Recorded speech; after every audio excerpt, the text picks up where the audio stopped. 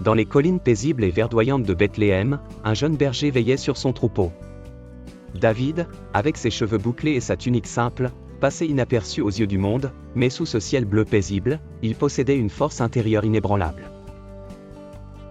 Son quotidien se partageait entre la nature et la solitude rassurante qu'elle offrait. Pourtant, son destin était sur le point de changer. Un jour, Samuel, le prophète, arriva au village. Le vieil homme, connu pour sa sagesse et ses dons prophétiques, pénétrait dans l'humble demeure de la famille de David. Avec gravité, il répandit l'huile consacrée sur la tête du jeune berger, en proclamant « Dieu a choisi ce jeune homme pour diriger son peuple ». La surprise de la famille était palpable, et une nouvelle ère semblait s'ouvrir sous ce toit rustique, dans une ambiance mystique. Peu de temps après, le champ de bataille appelait David. Armé d'une simple fronde, il fit face au redoutable Goliath, un géant en armure qui terrifiait les soldats d'Israël. La poussière du champ enveloppait les combattants, mais l'intensité du moment était claire pour tous les observateurs.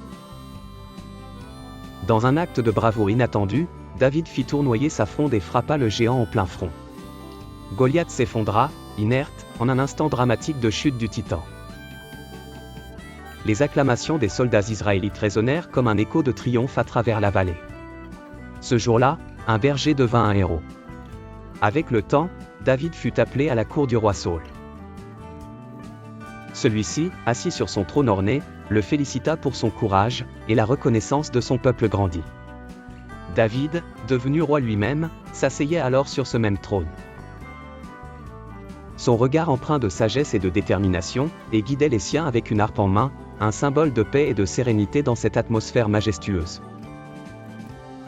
Ainsi, de berger à roi, David incarna celui qui défia les géants et inspira une nation par sa foi et sa vaillance.